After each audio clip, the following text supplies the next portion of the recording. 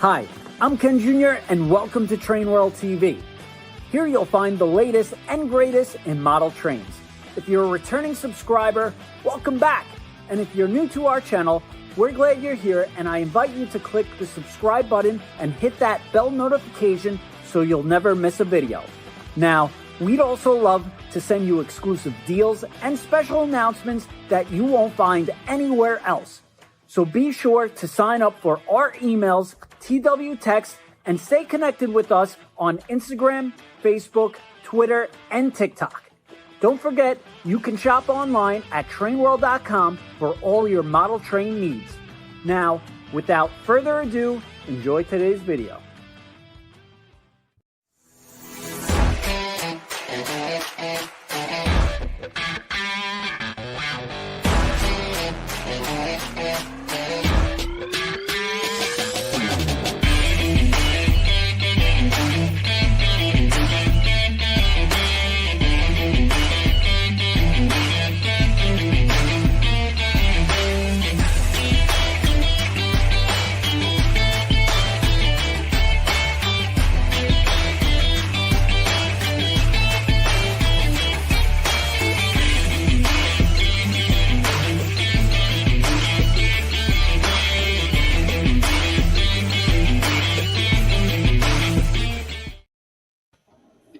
All right, and good evening, everyone, and welcome to TrainWorldTV.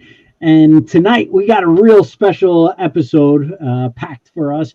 We're going to be talking about Rapido trains, and I didn't even know it tonight, but there's a ton of new announcements. Tony Cook from Model Railroad News probably knew before me, but as he usually does. But Rapido just announced a slew of announcements, and they are cooking with gas. They are just keep on announcing, and we can't even keep up. It's amazing. So let's go around the horn, introduce ourselves to the panel, and we'll start with you, Jordan. Good evening. I'm Jordan from Rapido here. I do a little bit of everything depending on what I need to be doing on any particular day. So good to be back. Keeps the place running. Yeah, exactly. I'm Bill Schneider from Rapido Trains. I'm one of the product designers. Been there for 16 years now. So one of the old timers. And of course, Tony Cook from Model Railroad News. And very excited. We've got a bunch of things rolling into deadline and lots of new announcements for some exciting products. So yeah, awesome stuff. Yeah, great stuff. And we're excited. I don't even know where to start. It's a lot of new announcements, and I when I click on you guys' newsletter, I get it all the time, and it's so long that I need to spend a day just to try to figure out what's new, what's coming in, what's new. It's like a Bible now. It's wild. So lots of getting to that point. We're just too busy. Exactly. just ask Bobby how long he spends doing the newsletters and. Don't. That's good. All right. So we got a lot to cover tonight. Why don't we start and kick it off with N scale, because that may be the shortest segment. So I know this batch of announcements, there was no N scale, correct? Not in this batch of announcements. Okay. We do have some more coming up later, probably this winter. We've got some more N-scale stuff. I mean, we have some other stuff in development. So stay tuned, N-scaler. But yeah, we've got lots of new HO announcements. We've got 5 big order deadlines coming up. And getting back to the N-scale, of course, I'm not getting off track here. We've got a couple that are actually shipping right now. Right. Let's cover the new. It's interesting. They showed up today. So exactly. As I try to open my photos here, which aren't cooperating at the moment, but yeah, we've got the N-scale rail diesel cars, the RDCs, RDC ones. That's the full coach version. Mm-hmm. They are in the warehouse and about to ship out, and also the Southern Pacific Dome lounges in N are both shipping imminently. So that's those are both really cool announcements. Yep. Or not announcements, but shipments that are leaving. So they're both in the warehouse, basically getting checked in right now to then get dispersed out, right? So yeah, we're pretty close. Exactly. Okay. I'm trying to get my my photos to open here, but of course, it always doesn't work just when you need it to. And Michael Whites, I'm not sure if you're asking for the N scale RDCs, but we do have limited availability afterwards. We always try to stock above beyond what was back ordered. So it's really limited. And it's funny with these RDCs, we thought with the HO one, it's an RDC, but when Rapido shipped them, it was huge, beautiful, and the detail was unbelievable. Everybody went crazy for it, and I think the N scale people, even though that there's been RDCs before, it's not even going to come close to this detail level. So it's going to be totally new. I think the HORDC was one of our most successful projects over the years. So I think it's Really? hopefully the N scale one will follow on to the tails of its big brother. Exactly. And Bill, this is what the first run for N scale RDCs. I mean, we've had a lot of very HOs, first. yeah. That's right. And it's really they did a nice job on it. It's got a full see-through interior, just like the HO. It's got an in-floor drive system. It's full lighting. Wow. It's really impressive. It really is. So we've got that, and of course the SP domes, which again they have full interiors, full lighting. We were testing them on the test track, and they run beautifully. Metal wheels, of course, track powered pickups. And I might actually have. Oh, I do have one. I have a picture of the RDCs.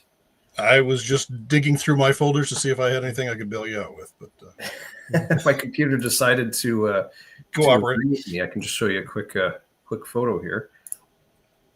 I'm hoping it's not going to show my entire screen, but there we go. So we've got the RDC ones. We've got both body styles. So you've got the early phase one with the big cab windows and the side number boards, and the later. This is the phase two, the CN car in the center here. Of course, Metro North on the right side. That's a car we haven't actually released in HO yet. But these are really cool. They've got full interior lights. You've got your capacitors. First run of N scale RDCs. I'm sure there's going to be some more because there's many different RDCs we can do. But these are really neat. You got your red markers, full headlights. These have the number boards on the front. We are including decals with each model, which you can add on there for your number boards. For those of us on this side of Toronto, that's decals. Sorry. Thanks, Bill. Those are gorgeous. Sorry, Jordan. Real nice. Yep. There's a look at the New Haven car.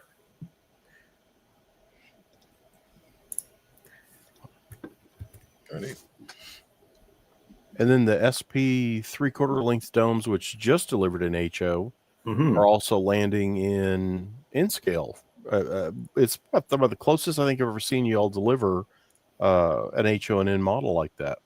Yeah, it was very, very close together. The HO model was a long time coming. It was well worth the wait, of course, and the N scale model just kind of was a natural addition to our N scale roster. So that has been another very, very cool project. I could probably try and get some photos of that one out too. I had some, but I couldn't figure out how to share here. So before I can do it. Killed the broadcast, I figured out better stuff. There's the HO and the N scale on that 3/4 dome. Your picture. Oh, wow. Oh, yep. Aren't those impressive cars? And number of paint schemes, right? With the daylight, and then this is which one is this one, Bill? They call it Shasta, or just basically the pool service? General service or the sunset, depending on the sunset. Yep. And then armor yellow, Amtrak, and then Amtrak in a couple different versions, actually, a couple of variations. And speaking of which, the two on the screen that shows the slab-sided version. Well, that's kind of a term you can use. When they found out these cars had a lot of corrosion by the late 50s, so they actually took the sides off, rebuilt them, and put these flat sides on there, which changed the look, but it was very distinctive. And they would end up running through their careers with Amtrak in that format. Wow. And of course, some of them still exist right now. Yeah, originally they had corrugations on the lower panels there, which we've got that version as well. Yep. Beautiful stuff.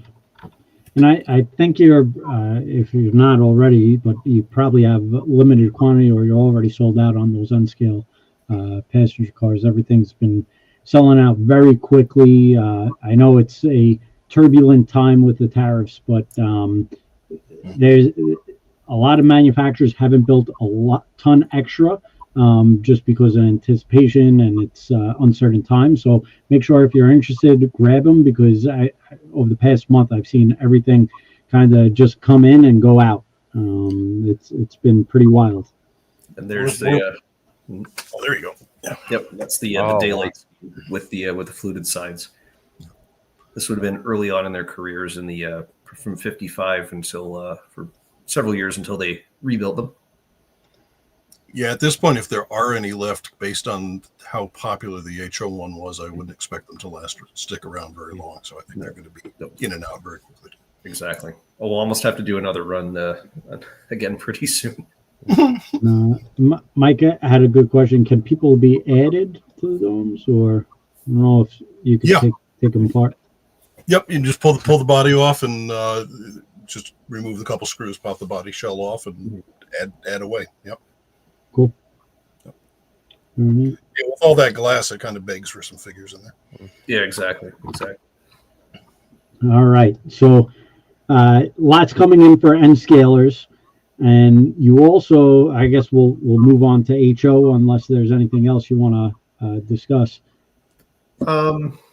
I mean, that pretty much covers it for now. Like I said, we do have other N scale coming. We've got the N scale, the Greenbrier reefers. Those are coming, I think, early in the new year, maybe even late this year, but likely early in the new year. And those did well for HO as well. Oh yeah, exactly. Yeah. Both the HO and the N scale versions are coming very soon. So that's very exciting. And we do have other, like I said, we do have other N scale stuff in the works. We will probably be announcing the next few months. Awesome. Winter. So now on HO, you have a few order deadlines coming up. Exactly. You want to talk about, I guess, what customers should be focusing on pre-ordering to start? Well, first off, I'll just give you a rundown first, then we can go through them individually. We've got the HO CF7s. That's coming up on the 15th. These are the Santa Fe units that were rebuilt in the 70s, and they still exist on a lot of short lines now. We've got the new run of FAs. We set a new order deadline of the FA1s and FB1s coming from the 15th. That's a new run of paint schemes that we haven't done in the first or any of the previous releases. Mm-hmm. We have Long Island. Yep, exactly, Long Island Railway. Yep. We have the Canadian Pacific or the CP Rail GP9Us, and also the CP Slugs that were rebuilt from SWs, various SWs. That's coming up on the 15th, and that's not just a Canadian engine. We keep pointing that out. They were all over the Northeast U.S., all over the former D&H lines down in Philadelphia, New York. They were kind of everywhere in the 90s, early 2000s. What was the other? We got another deadline. I've got so many. The P32s. Another very important one, the Amtrak and the Metro North P32s, the ACDMs. That is also coming up on the 15th. I think that, have I forgotten any diesels? That's a lot of diesels. We got a lot of stuff coming up. A lot of stuff. But I guess we should probably go through them, each one of them, pretty quickly. I know it's a lot to go through, but we've got the CF7. I think we have 4 or 5 different cabs, different long hoods, different variations. I think there's 3 different truck styles, and it's not just like a cab and a hood. It's like the different sill assemblies, the different steps. There's a full range of detail, everything you can expect on the different versions of CF7s that we're doing, the angled cabs, the round cabs. And we also announced a couple of additional ones. Let's see if I can dig up a photo here, but we've done 2 additional paint schemes, the Kodachrome, as well as SP or Santa Fe Kodachrome, pardon me, as well as a bicentennial unit, which is really neat. And of course, Amtrak, just like on the screen there. I'm really excited about, of course, the Fantasy, the Kodachrome, and the Bicentennial for the CF7, which the Bicentennial follows the SD45-2 paints. But yeah, so awesome. And these went through so much. They started rebuilding them right before 1970 and all the way through the 1970s. And as Jordan was saying, like, this is a later with kind of the Topeka cab, the angled cab to it, and then the other changes. Isn't it along the sill here that this gets changed at some point to open or closed? But they really go through a lot. And of course, Rapido's going to do them. I like this one. This is the one that gives some more telltale signs of I was an F unit at one time with its rounded F unit section, because the others I think look, so foreign from being F units. But this is going to be an amazing model. And not a one size fits all. And again, they went to so many secondhand folks like Amtrak and others, and you're going to knock out all those details for it. So should be very, very impressive. How soon do the deadline's coming up? What's the delivery on those? Probably pretty quickly. We're going to put them right into production, and you'll see them early in the new year. I want to say that might be a bit optimistic, but probably over the winter they will be arriving, the entire first release. Nice. Yep. And boy, that FA, you mentioned it. I don't have pictures on those, but I just bought from Ken Jr. a couple weeks ago the PA in Gulfmobile in Ohio in the tricolor scheme and boy, those are exquisite. And we've got the rebuilt Santa Fe's are going to be on the cover of December's Model Railroad News. So both that PA and the FAs are just amazing, amazing models. Thank you. And I was going to see if I can pull up one of the render shots of. Because we have a whole bunch of new schemes. And I think Jeremy or Michael both did, not sure which one did them, but there's some really neat things that we haven't done. Oh, there we go. Pull this up quickly.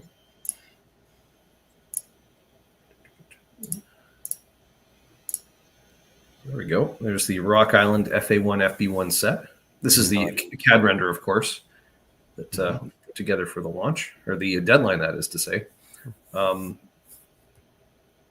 We've got that. Let's see if I can scroll through some other photos really quickly here. Oh, this is just other things you don't need to see. But there's the group shot. You've got a Sioux Line unit. You've got the Erie Lackawanna pair. And of course, these have a lot of unique details on them there. You either have the MU hoses or the MU hoses on the nose or not, grab irons. Because this was a later version. Actually, Billy, you can probably tell more. So yeah, the Erie Lackawanna units are actually fascinating. They've got kind of MU plug up above the headlight there. They've got ladders going up the front of the nose instead of up the side. And typical of Erie Lackawanna, they couldn't paint two alike. So there's two that have the Gothic lettering like this, one that has Roman lettering on the side. They're really neat locomotives, and all again road number specific details on. Exactly. And didn't you did a PA in Erie Lackawanna with all we that? Did just in this last run, yeah. So I mean the beautiful nose of an FA and a PA. Who I would never let Erie Lackawanna shops near my Lincoln, because it'd come back with these MU things on the hood and grab irons. Like, oh my gosh, what have you done in my car? Yeah. Well, take a look at what Rock Island did to their. Oh, sorry. Oh, that's true. That rocket freight is a beauty. Yeah, that's such a classic. Yeah. Oh yeah.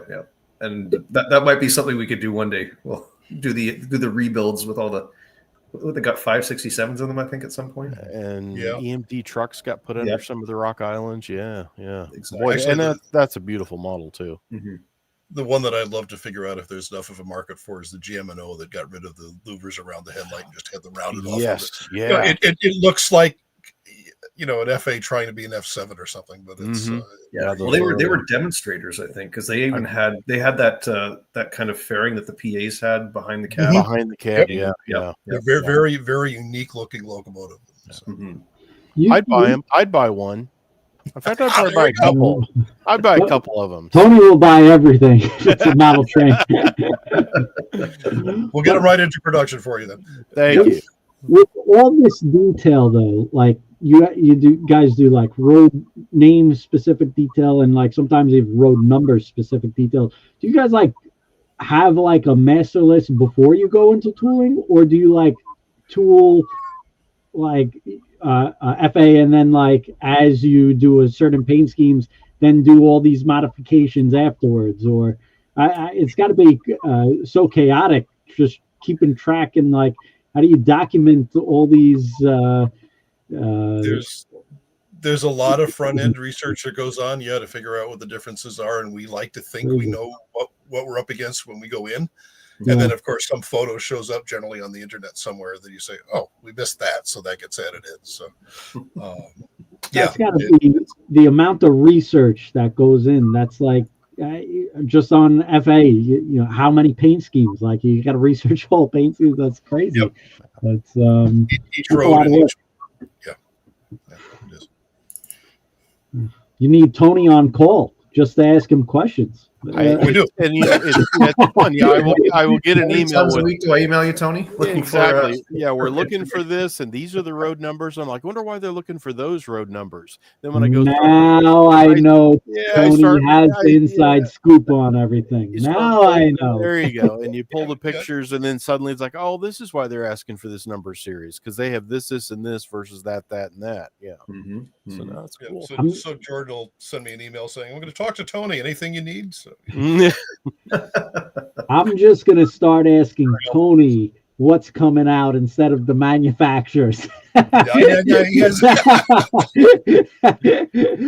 got to grease Tony real good. We got to start sending him some extra cookies for Christmas. I don't know. I usually hit him the day it goes public and go, "Hey, I'm trying to pre-order this. Why isn't it on the website yet?" And he's like, "Well, give me a second. It was just announced. It's not live yet." Very good.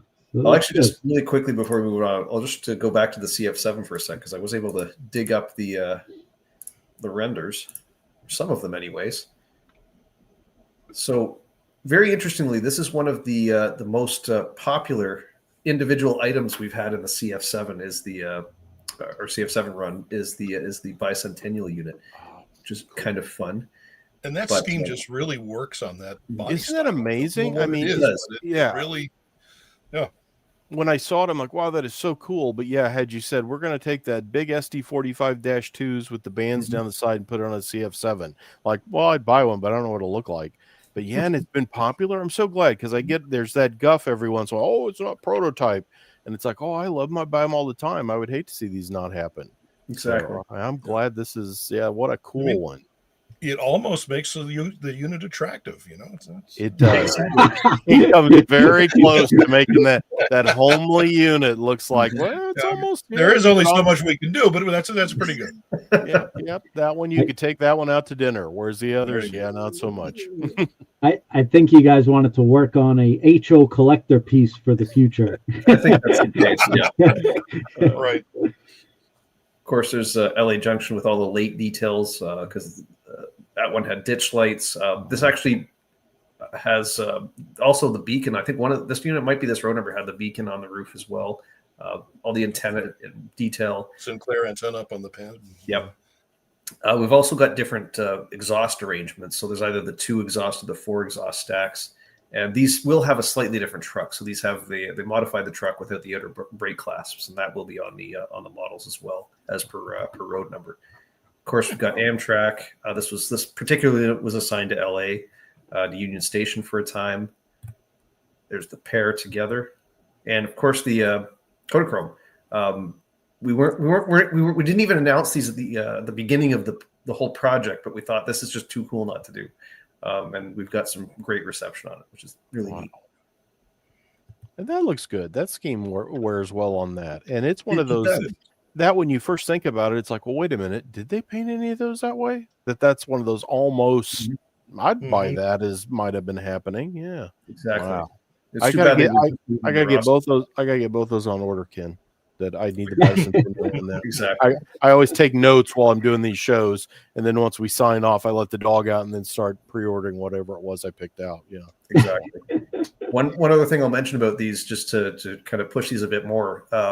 In terms of the detail we're doing, these also include our metal handrails on the sides, and these also have our licensed Canada company designed fans, which is something really cool that we're doing on most of our new diesels now.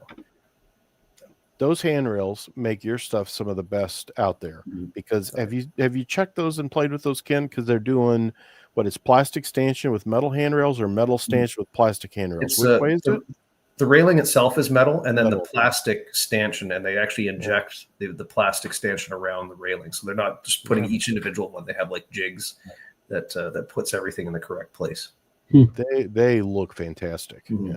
Well, the best part is, of course, they stay straight because Exactly. Yeah. No wobble. No. wave to them. That I yet to see one that didn't look just dead on. Very nice. Yeah.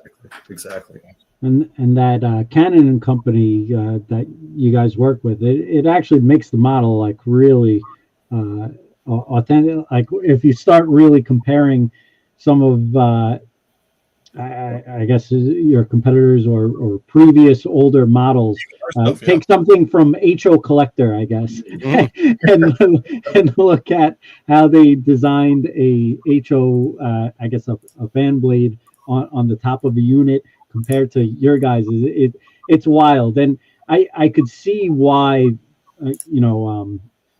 the HO market and model trains in general, like if you compare older models to these new models with all the details and everything, really, I know there's a price difference, but there is also a modeling difference, and actually having them and seeing it, it's impressive. It's really neat.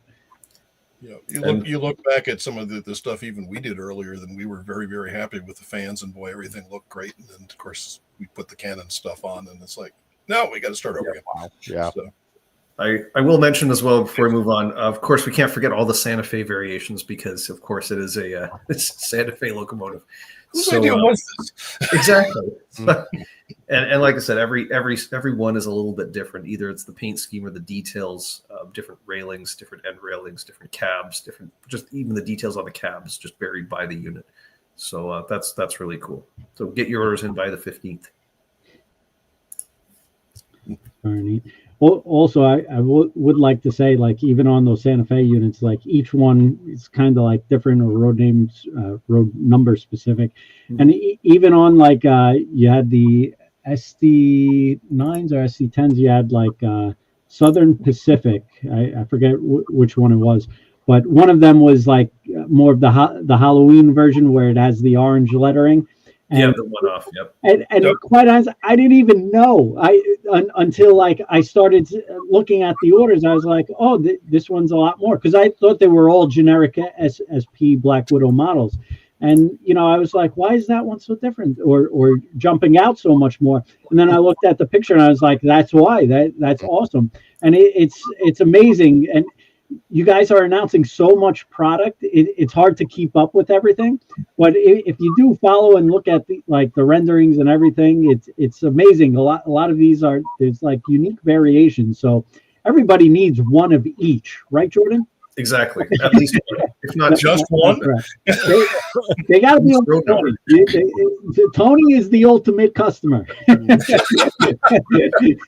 If you buy every road name, then I guarantee you won't go back a year or two from now going, oh, I didn't know they did that. I wonder why I didn't get that. So yeah, just buy them and then you got them. Yeah. Exactly. I think we should start putting him on commission. It's real. I may need it because your Rio Grande cabooses are going to deliver soon, and yeah, Ken's got a whole boatload because I think everything I bought in doubles to give my dad a set and a set for me. So yeah, those Rio Grande 1400 series cabooses in HO are about to land, and boy, they're beautiful. Yeah, so there'll be a big box of those coming. Tony, Bandit told me in private he is getting a little jealous. I think he needs one of each for himself too. I got to pick out a scale for him. Yeah, little paws, big trains. Yeah, I'm not sure what scale he'd go with. Yeah. Edible treat trains. I don't know.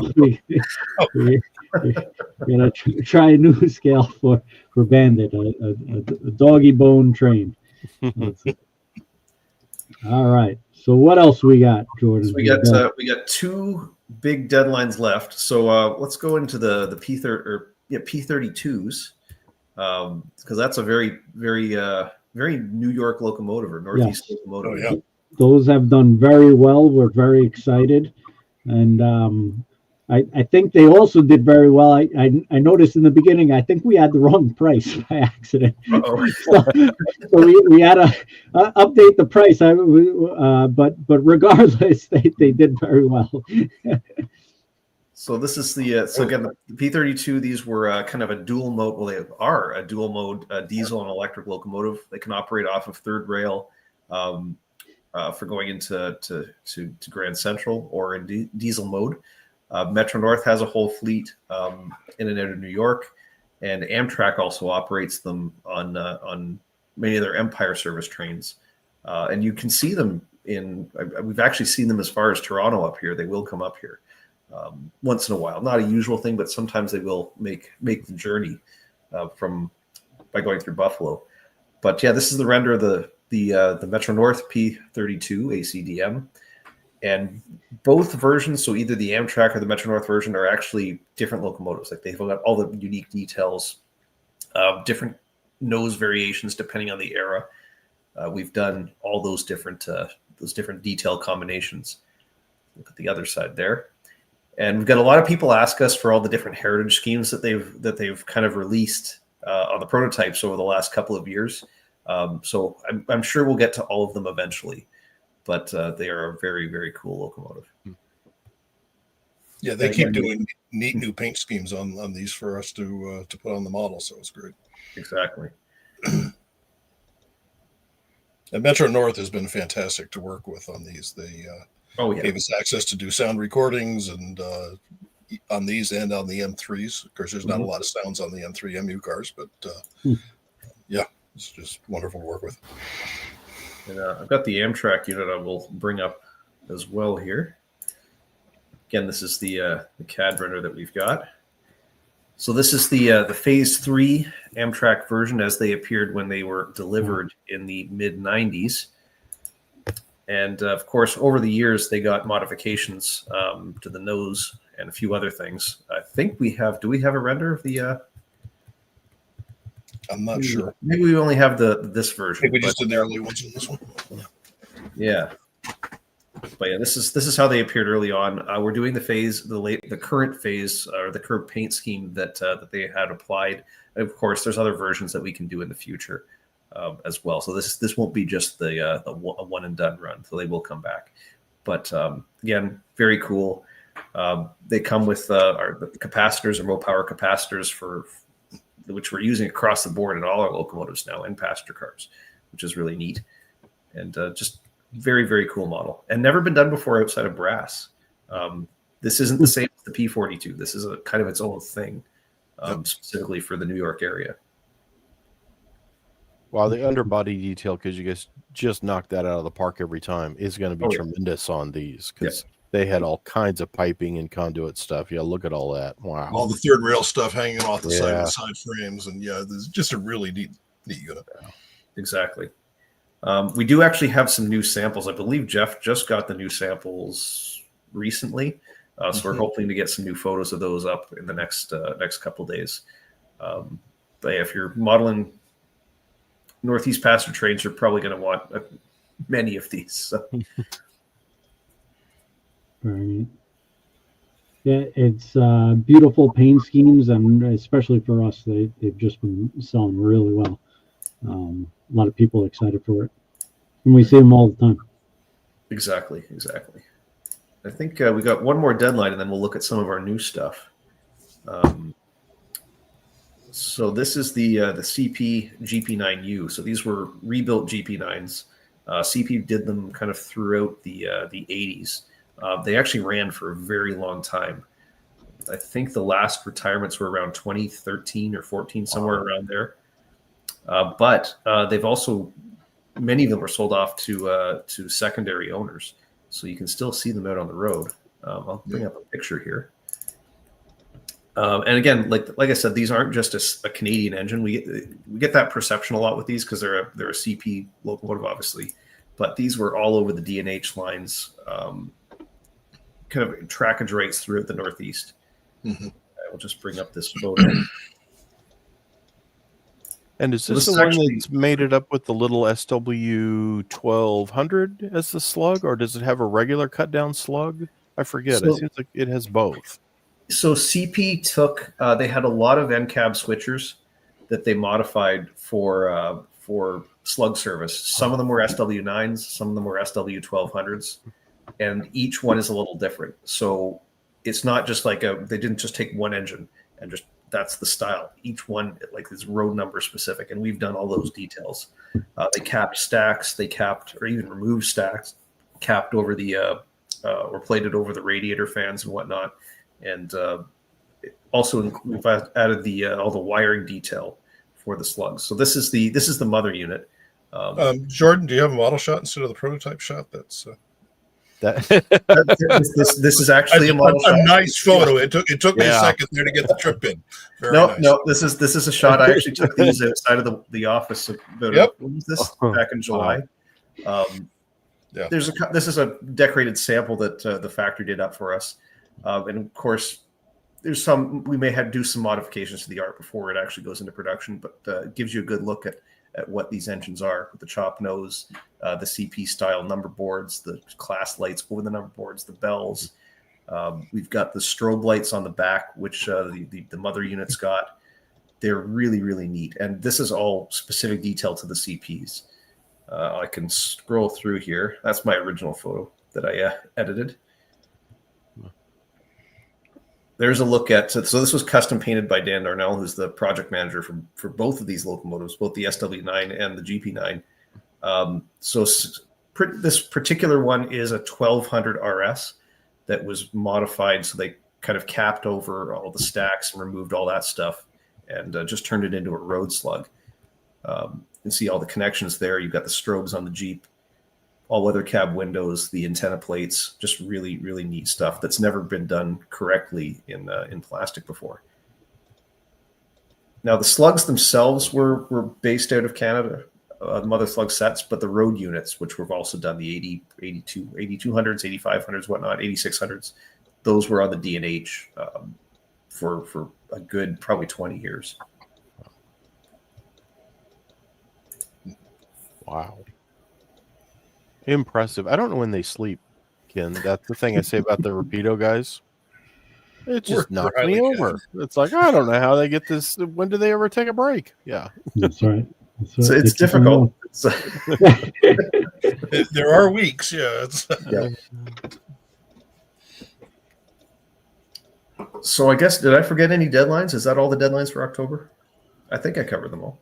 I think that. I was going to say you sent me an email on those. I think that's all of them, and that's everything. That's just the stuff deadlining up here in October, right? Which it is October somehow. I don't know how that happened either. I don't know when that happened. I thought it was still apparently this morning, like but yeah. July? But yeah, it still doesn't seem like it. But wow, yeah. Hang on, I'm pulling up the master list here just to make sure we didn't. This for the launches of the deadlines. Deadlines. SW9, GP9U, Halliburton cement car. Oh, yes. Yeah. The Halliburton cement car. And I also forgot about the SW9. Jeez. I was going to say the SW9s too. Yeah. There you go. The cement cars are very unique. I can pull up something for the SW9s and the Halliburton car. So the Halliburton car is actually let's do the Halliburton car first because that's a neat one. That is a conditional model as well. So we're really pushing for the orders to come in on those. Most of the time when we announce a product, we've already done tooling. We've decided to make it. The Halliburton car is such an unusual car that we decided to do, as like Jordan said, a conditional release. And it's one of these things that if you want to see it happen, the way to make sure it happens is to get a couple on reserve because that's what's going to take to move forward. Exactly. And I do have some renders of it here. The model is pretty much ready to tool. So if we once we get to the 15th, if those orders are really good, we'll get it into tooling. We'll get some samples in, and then once we're happy with that, we'll close the deadline or do a final deadline sometime next year. But like I mentioned, this is totally contingent on the sales that we get by the 15th of this month. And these were very long-lived cars. They kind of roamed all over the U.S. They were built in, I think, the late 60s. They were still online, I think a lot of them were running in Alaska until about 2022 or 2023. Wow. So they had very long lives, and they're such a distinctive car. We had a 3D print that 3D Central had done for us out at the Denver RPM this last weekend, and everybody who saw it was blown away by it. So it really is a neat unit. Exactly. And tell everybody the service that there was Halliburton, and they carried what was the products that were stored or carried in them? Is like a clay thing or something? Yeah, there's I'm trying to remember what the name was. Yeah. For drilling. Yeah, it's all related to like the oil and drilling. That side of the, that side of the industry. I think it was like slurries and various things. Yeah. I'm sure someone will correct me on what they actually were, but. Your friends who work for Halliburton are probably screaming right now if they're seeing this circuit. They order some cars, and we can. Exactly, and these are just packed. Like you can see they've got full etched metal roof walks there, which are huge. Ladders, full underbody detail, and they're just really, really neat. And of course, different schemes for different eras. So you've got even the more modern, kind of 21st century era Halliburton logos. What a neat and unique car. That is very cool. It is. And I will mention quickly as well the SW9s. Those are also, if we haven't run out of deadlines. Before Dan kills you. Yeah. We've got Santa Fe unique car bodies for those. They had really kind of interesting what's the right word? They got this louver panel design, so they're kind of not all in line there. They're a really neat model.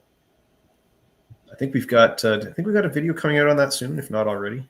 I'll have to check our YouTube page. I've lost track of the videos, and I mean, it's also a matter of which ones have actually gotten posted versus which ones are still being edited. Right? Exactly. You guys are so busy with these; it's amazing. Yeah. I was going to bring this up later in the show after all the new announcements and everything, but you keep on saying, "Oh, there's so many order deadlines and everything." I was looking just at Rapido pre-orders alone. I think there's like close to 2,000 pre-orders. Mm-hmm.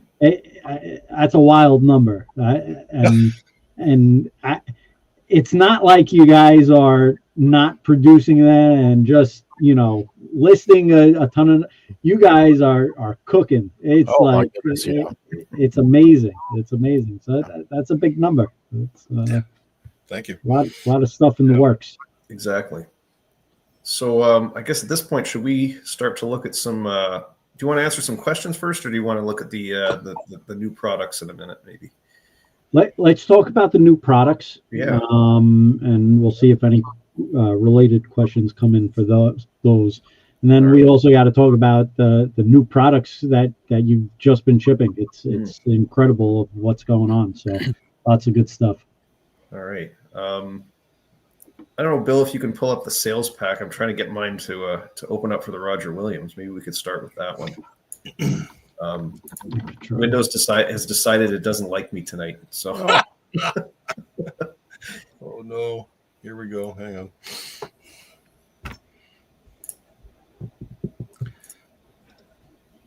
Well, what I can do. Tony Cook's got. Yes, there we go. At least we got a phone. Thank you. Yeah, and this kin's going to be huge. And I've just got Amtrak pictures, but there's New Haven, of course, was the Roger Williams originally, and then here's the early Amtrak. I like this, the Phase 3, and I did see you've got that coming. But so it's interesting because they were built for the New Haven 56, I believe it was. It was a 6-car set. And then, they went into Penn Central. 3 of the cars, so the 2 power cars, the cab cars, and one of the intermediates went to Amtrak in 71.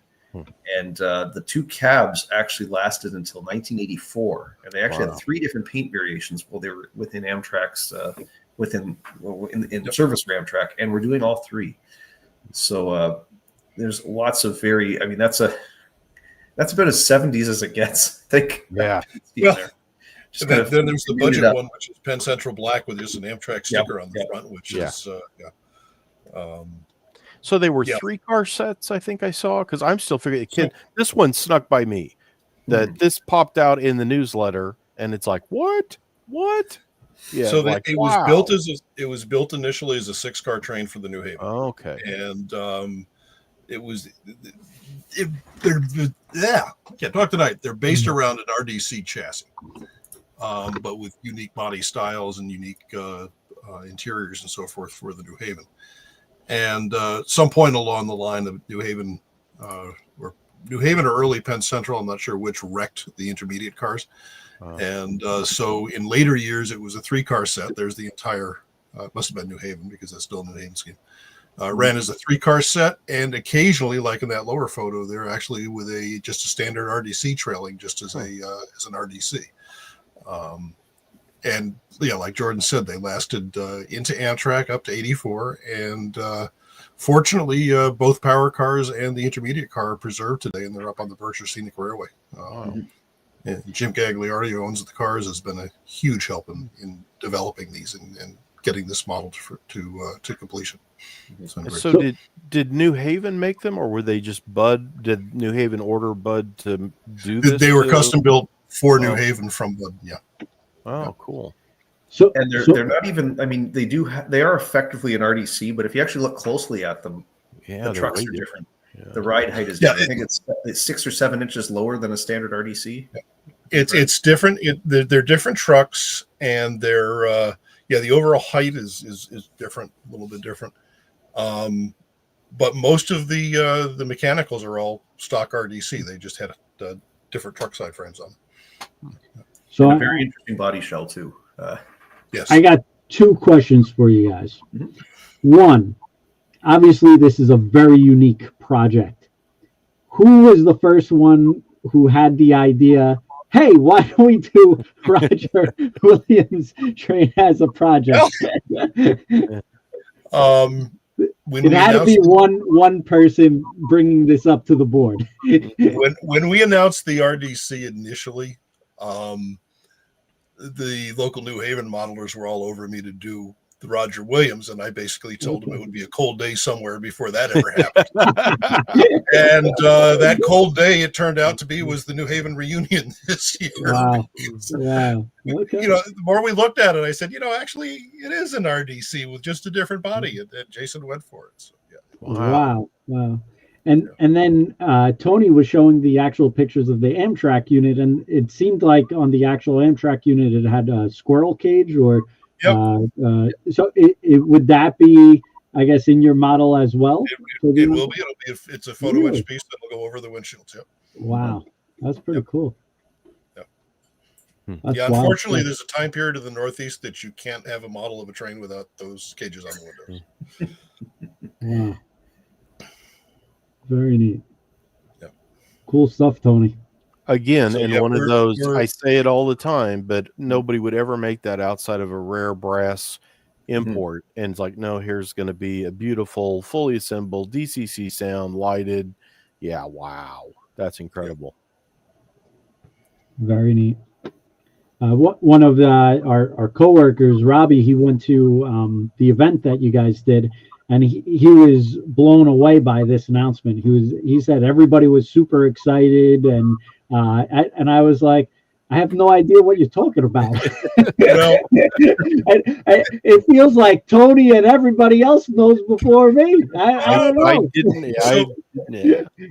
It was the New Haven Railroad Historical and Technical Associations. I think I got all that out. Annual reunion. They were doing a train show. And since we were doing it, I figured, well, it'd be kind of fun to just, tease announce this. And it was a captive audience too, right? So, but yeah, the response was great. And the response today seems to have been very positive since the newsletter's been out. So yeah, it's great. Exactly. It really is a very cool model. Yep. Now, is this a one run and done, or are there more, I guess, road names to there are no more road names or road numbers to put on it, but if they sell out, we'd certainly consider another run down the road somewhere, I think. But if you want them, grab them now. Yeah, it would be a while. And this is conditional, or is it? No, really? This is designed, and we're just putting final tweaks now before we go into tooling. So it's getting there. Exactly.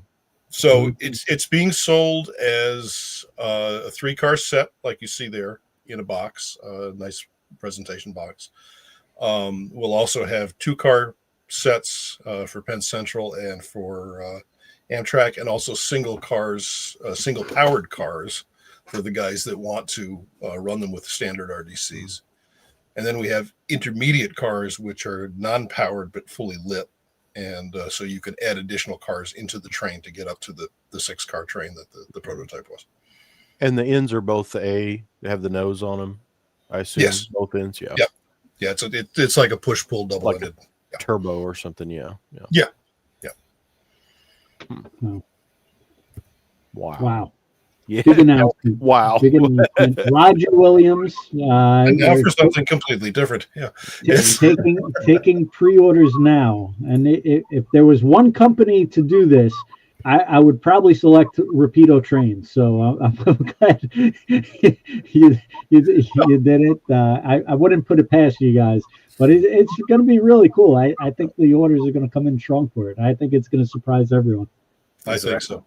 It's not something I don't think we would have ever done had we not already had the RDC to work with as a base. But once we had that, it suddenly seemed to make a lot of sense. Oh, yeah, for sure. At least in our kind of warped way. Well, and they are so different, because your first thought, like when I first saw that today, I thought, well, yeah, it's just the RDC and you put that nose on it. But then you keep looking and you say, no, the ride height, the sides, it's like, yeah, it's a completely different shell. The fluting is completely different down the side. Yeah. The window patterns, it looks like the windows are larger than a regular RDC. Yeah. Very cool. All right. Well, maybe we'll move on to the new boxcar. Or Bart. What's that? The BART train. Oh, the BART. We've done them before. No, you did that, and it was the biggest thing. It was I quite honestly, there's a lot of underestimation with you guys. We're coming into your store for that meet and greet. You said these things are huge. We've sold a ton of them. I said, yeah, but you're on the opposite side of the country. Right. We need to stop poo-pooing your ideas. Well, this project has been so popular. Our first run, they arrived and they were gone. They were gone within a week. We were sold out. And they were so popular, we've decided to do a new run. And this isn't just a rerun of the first run items. This is actually a new run with some stuff we haven't done before. So the big thing in this run is the bicentennial cars. So Bart actually did up, I think it was 11 cars in actually there's 2 different variations in the bicentennial scheme in 1976. So this one car, it's an A car that was in a test scheme. So it was like a light gray with the bicentennial logos on the side and the nose. And they also did several regular cars. Here, there's a better look at it there. There's the individual car. But they also did sets. So you could have an entire set in the bicentennial scheme. There's that version right there. So we're doing 4-car A unit sets, A and B sets. We've got the new C car sets, which we didn't do in the first run. We only think the C's were only available individually. It's now available in a 4-car set. And we've also got individual cars. So again, you can get either powered or unpowered A cars, and B cars and C cars, depending on the variation you can add on to your first release set. And that has a deadline coming up too. So because it's pretty much ready to go, we've got a deadline of December 15th. So you've got a couple months to get your orders in, and we'll get those into production right away in the new year.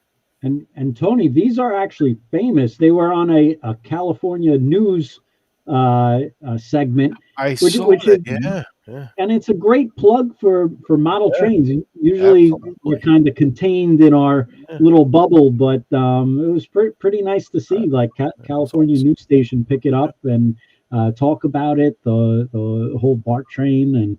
But I couldn't believe the popularity with this train. Really cool. It really kicked off the whole transit movement, if you want to call it that we've been kind of undergoing here at Rapido. The BART train started it off. We've had all the commuter trains. We've done the Chicago commuter trains, the CTA and HO&N.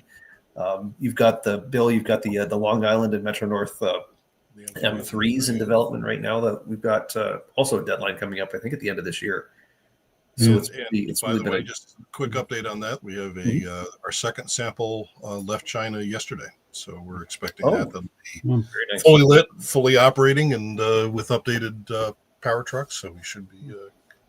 Save it for later. We're going to talk subways later on in the show, Bill. Hold that thought. Hold that thought. Exactly. Don't worry. I plan on keeping you for 5 hours tonight to cover all 2,000 products. It's going to be a long night. Yeah. So. Jason said he wanted to cover every single item tonight. Yeah, he's not here. Right. All right, and you guys also did some rolling stock for some new announcements as well.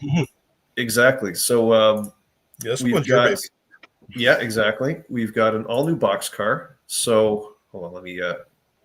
I'll just go right to the sales pack here in a sec. If it cooperates like usual. There we go. So this is an all-new 40-foot boxcar, actually 40-foot 6-inch to be correct. This kind of builds on our previous Pacific Car and Foundry modern Southern Pacific boxcars. These were built between 72 and 74 in 2 batches. So you've got the 32 class and the 34 class, which have slight differences between them, mostly with the graphics and the lettering.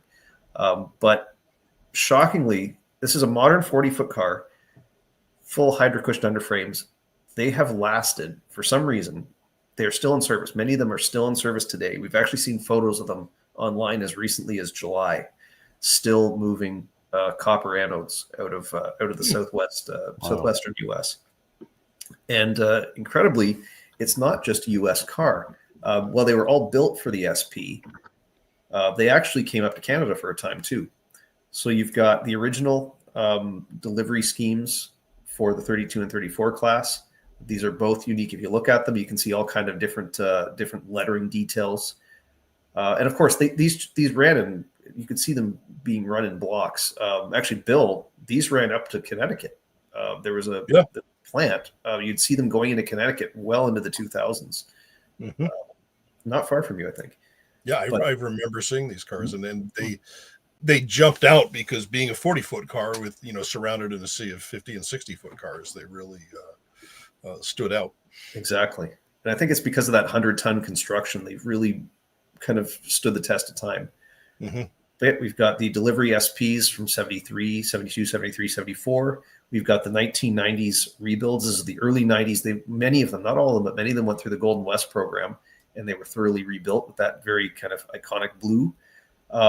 50 of them were actually leased by CP, and they received CPA reporting marks. This was for international service from the US to Canada and vice versa.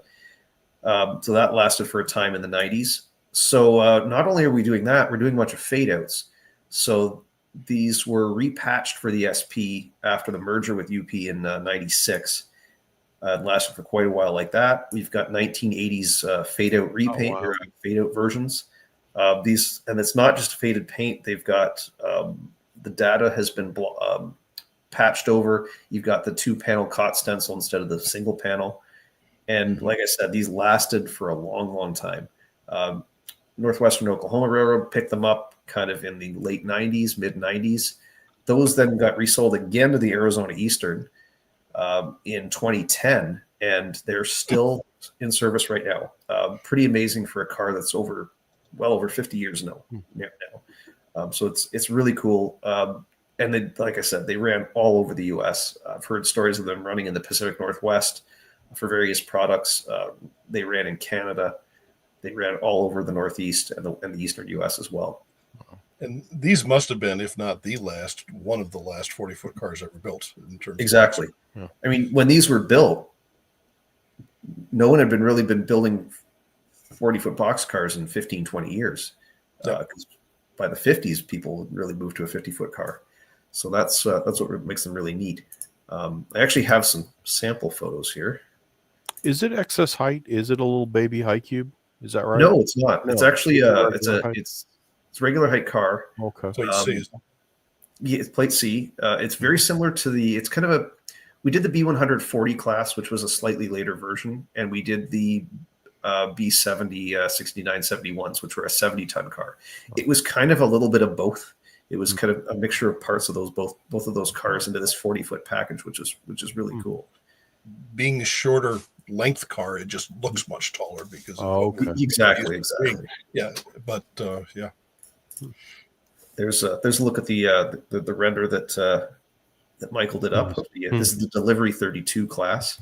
Very nice.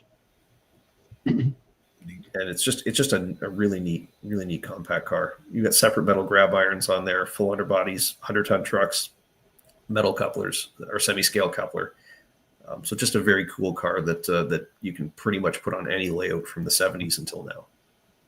Are renders made after the tooling, like on a blank car or like a undecked car, or is it like renders made before the tooling to help with the process? So in this case, well, this particular project is kind of, we did it in the opposite fashion. Normally we do a render first and then we get it into tooling. This car is actually already tooled, and I'll show some samples in a sec there. We actually did these renders after we got tooled samples, but kind of goes hand in hand with getting those samples. It just shows what the production models will look like. And we still have the samples as well to go along with it. Look sharp. Yeah, often, Ken, we will do the render. We'll do some renders off of the computer, the CAD work, before we go to tooling, because we can actually kind of get a better handle on what it looks like in a render form than just pixels on a flat screen. There you go. There's a look at the sample there. Again, this is the very first sample that we got in. Has a couple of minor tweaks and modifications we have to do before it's ready for production, but it's actually very nice. I like that draft gear sticking out on the end like that. Yeah, exactly. Cool, yeah. Yeah, for a 40-foot car with the big roller bearings, the cushioned underframe and everything, yeah, it has a kind of a fun look to it, that it's only 40 foot, but boy, it's got all the equipment to be a serious box car. Yeah, exactly. It looks like it's got a 50-foot underframe on it, the way that those stick out. Yeah, oh yeah, exactly. And Tony, maybe you could answer this question. Why is Golden West service becoming like so popular for model railroad? Like I've seen it more and more recently being manufactured, and the Rapido's last run of the similar boxcars they had Golden West, everybody went crazy for. It was SP's in the late 80s, about 1990, a way to take old rolling stock in, rehab it, and I assume the blue and changing the name to Golden West was kind of an accounting thing of now it's a new car, or some of the monkey business that you do on that kind of stuff. So yeah, creative accounting. Creative accounting, yes. What was a brown SP or cotton belt car comes back out as a blue Golden West, and the accountants are as happy with it as the railroad. Yeah, and I'm sure the marketing people like the bright, pretty colors too. Will look too, yeah. But it was one that I don't think, you would not see it as much back in the day. That SP might get done on a car, but when those were out and about, models were not as common, and we do see a lot more now. And that's actually our third Golden West car. Like I said, we did the B140s, the B70, 6971s, 75s. This is the third in that series, and they all three of those, or technically five of those versions of those cars, actually went to Golden West at various times. It's just because we keep doing all that SP stuff, you know that. So I know.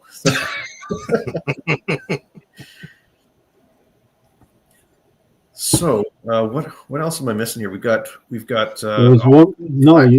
flat cars, come on. The new maintenance stuff. I was surprised at those, because boy, that first round of those were neat, but now we've got a rail car and a wheel car coming. Yeah. So we did the Penske F30 flat car a few years ago now. It turned out to be a very popular model.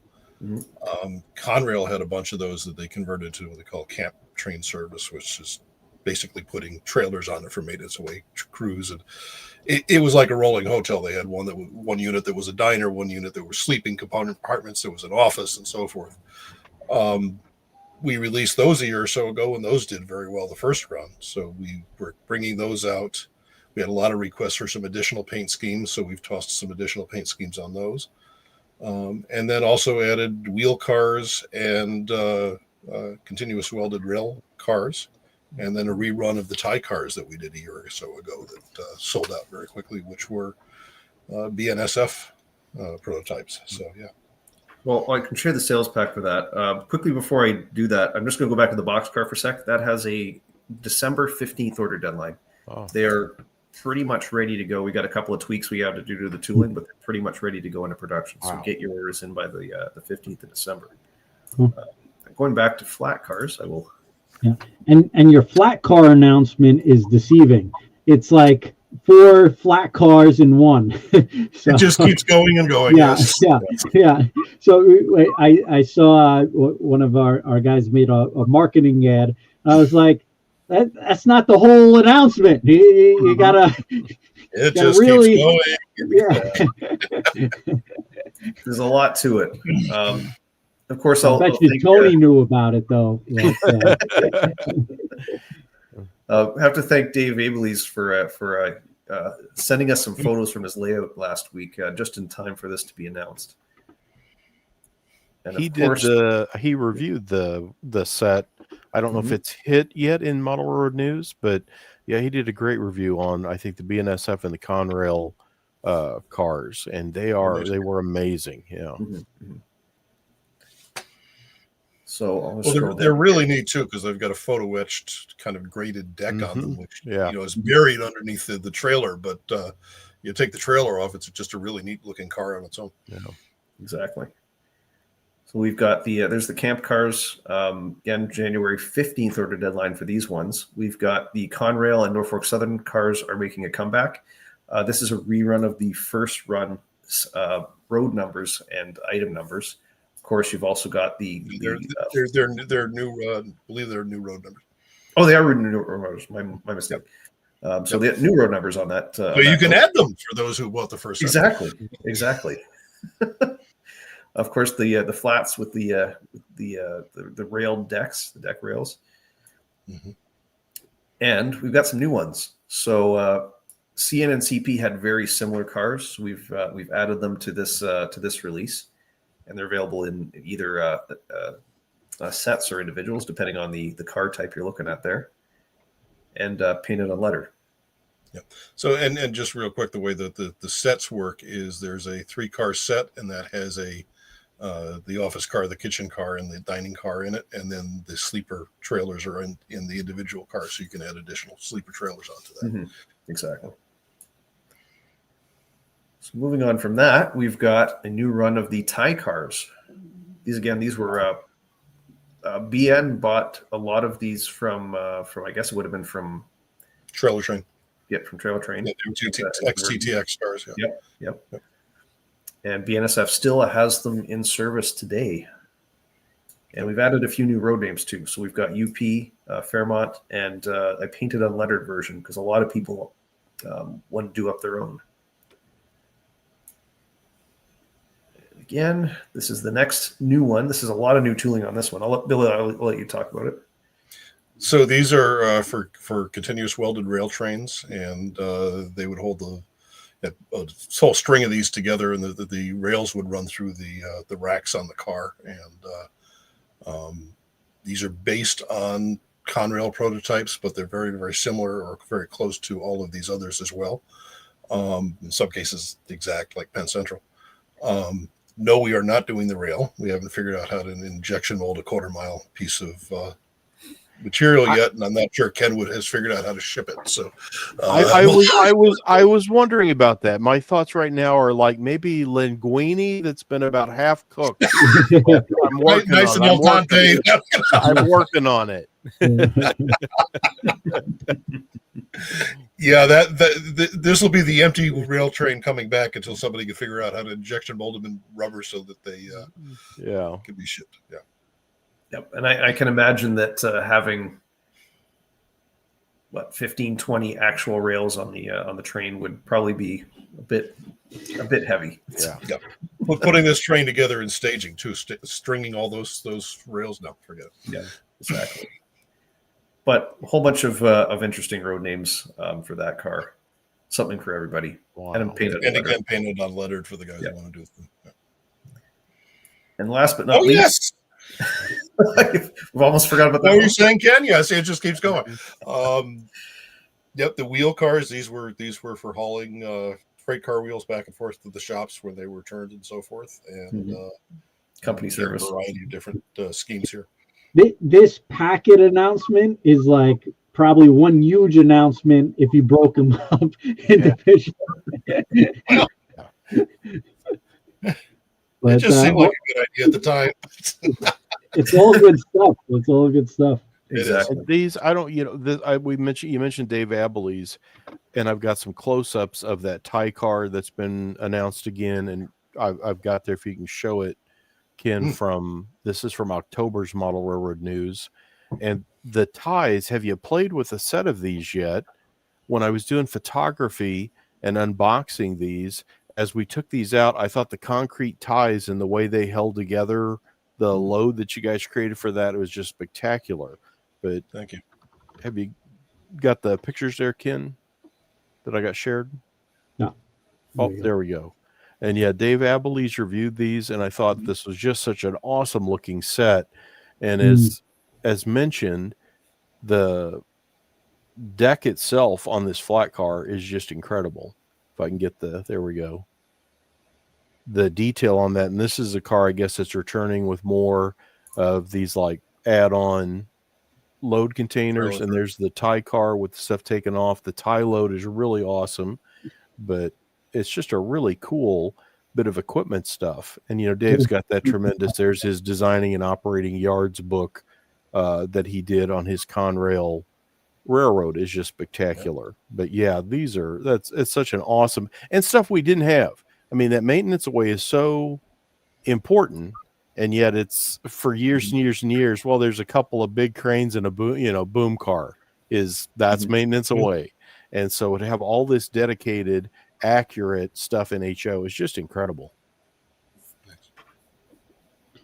Now with the wheels, were those like leftover wheels that you guys had and you just putting them on in the factory, or you actually tooled new wheels to like? No, these are scale wheels with roller journals on the end. They're made to be the load for the flat car. Cool. And you guys are doing so many like different loads. Is it like stuff you pre-planned, or just like saying like, oh, we could do this now?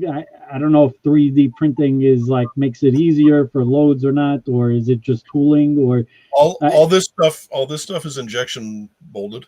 Oh wow, okay. Yeah, but so it's legit stuff. It's yeah, but it's the real deal. These cars would lend themselves, particularly there's one that Jordan mentioned that's just a flat car with the guide rails on it for carrying various pieces of equipment.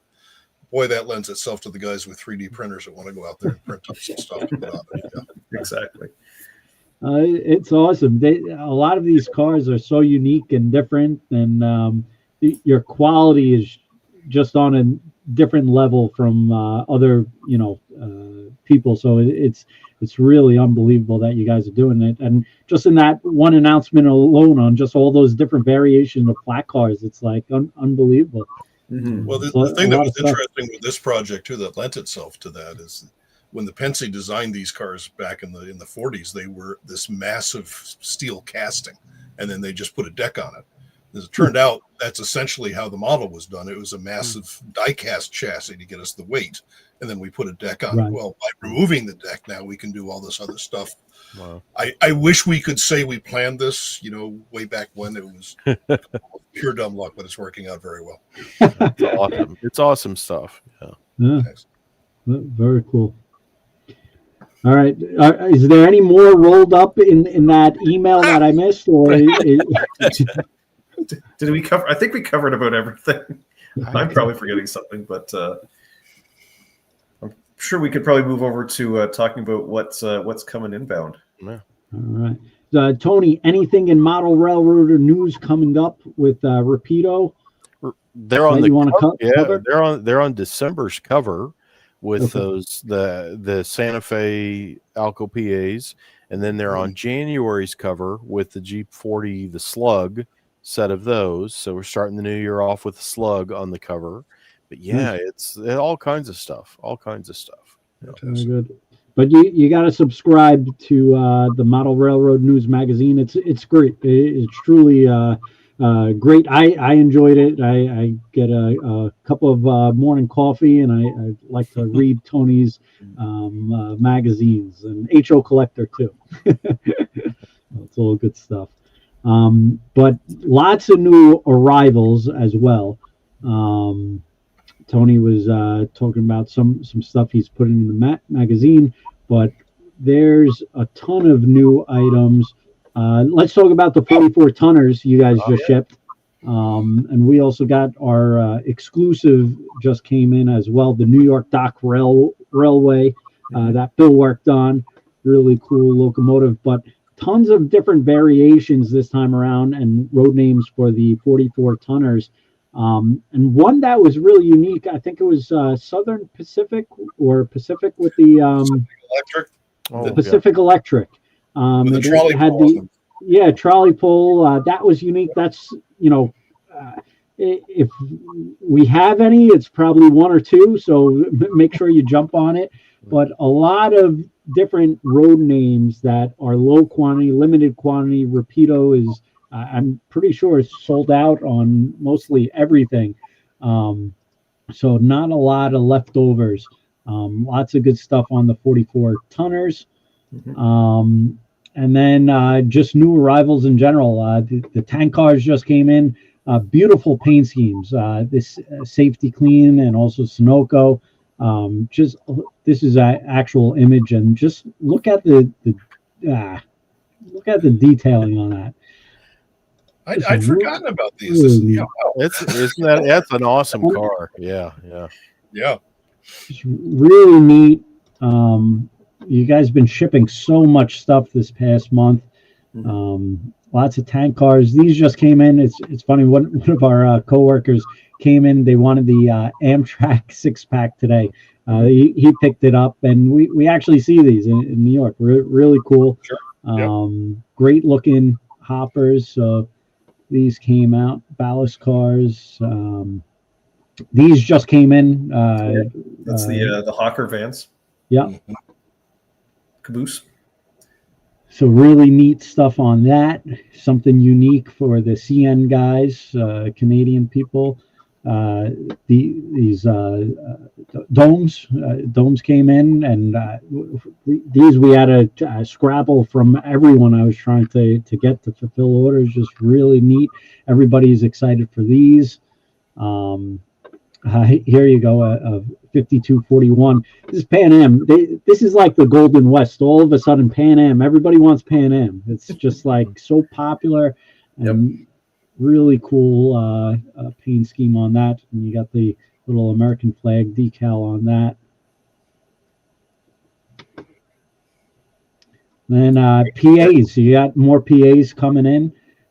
Tony, you were saying you got the. Yeah, we're putting the samples. We have reviews. I'm trying to remember. I forget now who reviewed it, but we got the Santa Fe is the cover of December's Model Railroad News. Right there on your left on that middle row, the silver one. The set of EMD rebuilds, and that's just an incredible piece because they took, how many did they do? Is there just a couple of them? An ABA set, basically. Yeah. So what they did, Ken, is they put a General Motors an EMD diesel inside the Alco to try to make it more reliable, and decided it wasn't worth all the effort.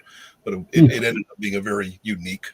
But these are incredible. This is a picture. This is basically the cover shot. Ken, you can show that it's totally different from anybody's PA. Is that it's got the whole an EMD 567? Oh wow! Look at that. Is cut into the roof shot is good. That's a good shot, Tony. That's where all the differences are. It's just lifters on the roof. Yeah. But boy, they're beautiful, and the finish is just impressive on them. I think the cover says something like traditional traditional Santa Fe Christmas done Rapido style with powered EMV. Yeah. And then January's headline for the slugs is it's like Rapido turns slug into HOS cargo or something like that. I was saying. So yeah, fun. It's fun to get having too much around fun with that stuff. But boy, this is a beauty, and yeah, it's coming up. And I saw these and thought it was so. It's like, man, I've got to have something from that run. And I bought the GM&O. I haven't even opened it yet. It's sitting over here on the shelf because I've been so busy and running around. I saw it the other day. It was like, I got to take it back up to Missouri with it because I'm heading up there this week. It's like I'll finally get the thing open and run it on my track. But yeah, boy, they are beautiful. Absolutely. That's why you need model railroad news. Looking at it on the side, just looks like a regular Santa Fe, but that's really cool. Very unique. Very cool. Yeah. Different. And then Tony, I think you mentioned GE. This is a cool paint scheme. Yeah. You guys really came out with some unique paint schemes this time around. Really cool. More power to American Special. Interesting. Very neat. So that was their demonstrator, their advertising unit to try to get people to order more PAs. So and then you did the next to it, Ken, is the cool Canadian demonstrator. It looks like it's in the green, Canadian National early scheme, which is like obviously who they were angling for, and then they didn't buy him. But yeah, what a cool! That's as close as they got, right? Yeah, so that's another very cool model to have that they've done the paint on. Tony's amping it up like it's going to be a HO collector edition in 30 years. I think those CN demonstrator painted units also went to MKT, if I'm correct. Yes. And look at all these paint schemes, Missouri, and look, we're already selling out, Tony. Missouri Pacific sold out. Is that Katie? Because that Katie's beautiful, and I think what you guys did a couple of variations on the lower striping or something on those. So it's one of them has the shadow lining striping, so it looks like the corrugated passenger cars behind it. It's really neat effect. The factory did a nice job on it. Very neat. UP, and then also the FAs, Jeep 40s, just tons of stuff. Yeah. And the H16s, we didn't even talk about the H16s. Yeah. These are just gorgeous. Aren't those nice? Yeah, boy, that's a review one I've got. And the red CP rail, I sent it up to Kevin Holland, who's the editor of Passenger Train Journal, and I said, check this out. I think it's just a fantastic model. And when he sent me the review back, he's like, boy, that was a killer model they did. I said, yeah, it's better than anybody's version of that's ever been done. Yeah. So the Virginia is just gorgeous. It's really nice. It's amazing how so the railings again on that model it's still a metal handrail or metal railing. But it's so thin, you wouldn't even think that's possible in metal, but they were able to do it. And lots of photo etch on it too on the screen. Exactly. Oh yeah. Really, the model just really jumps when you see it. It's amazing. Exactly. Again, it's one of those. There have been models of this in brass. There have been plastic before. So when this was coming, it's like, it's cool, but yeah, I know what it's like. And then you see Rapido's version of it, and it's like, wow, I never thought this model was that cool. So that's always a nice thing. We did a little different version than the one that had been done in plastic before, but yeah, the end result was fantastic. Oh, you've only got one of those left. One left, and it's only the non-sound. Oh, and the non-sound, that's what I buy because I'm just going to take it out of the box, go, wow, that's really cool. Now put it back in the box and get on the That's all that time keep alive, sound decoders and speakers and these things, and you buy the silent ones. Yeah. Oh, yeah, because I just want to look at it, go, that's incredibly cool, and then put it back on the shelf. Yeah. You really got to look at Rapido's announcement. It's like every single picture and detail, because if you just go by road name or anything, you miss all these great details. And the neat thing with this is, the trolley pole was not to actually run the locomotive; it was actually just to make the signals work, so that so they put that up to trip the signal circuits, so that it would run as a diesel. Cool. Wow, very cool. All right, so that's what we got for new arrivals. Bill, do you want to talk about subways? Since we're in New York, everybody's clamoring over these subways. We're doing some exclusives with you guys, but you guys have announced tons of New York, both Long Island Railroad, Commuter, and Metro North. Metro North and Long Island M3 and M3As, the MU cars. And I'm sorry, not subways, commuter cars. Yeah, they're not subways yet. We got a sample in a couple months ago, which was the very first tooling sample. We had some revisions, which is the way things normally go. And I got an email from the factory that there's another one on its way to us. So looking forward to seeing that in a few days and putting it through its paces. But we're making good progress. Wow. Yeah, and just like the other road name specifics, road number specifics, Rapido is doing that with the Long Island Railroad as well. On our exclusives, we're not going to do the one without the headlight, but they're also doing the one with the headlight and different paint schemes as well. Blue stripe, no blue stripe, tons of options for modelers. And if you're from Long Island, I guess you would need one of each, right? Or two of each. 4 or 5 of each. They were delivered without the upper headlight above the cab, and then that was added in over time. And we've got both versions, and both for Metro North and for Long Island. And some had the blue stripe, some without the blue stripe. They were delivered with the blue stripe. Some kept it. Different logos, different lettering arrangements. So, yeah. And quite honestly, these are going to be probably the most detailed ever for HO. It's I'm excited for these. Well, speaking of detail, I've actually got photos of these samples here. There we go. These are the very, very first tooling samples that we got, and they look incredible. You've even got the bless you. Yeah, they're nothing to sneeze at, and these are very nice. I thought I was on mute. I must have unmuted myself when I sneezed. Wow, they look good. Yep. And that railing that looks like someone just grabbed it in the wrong spot is actually correct. It curves inwards.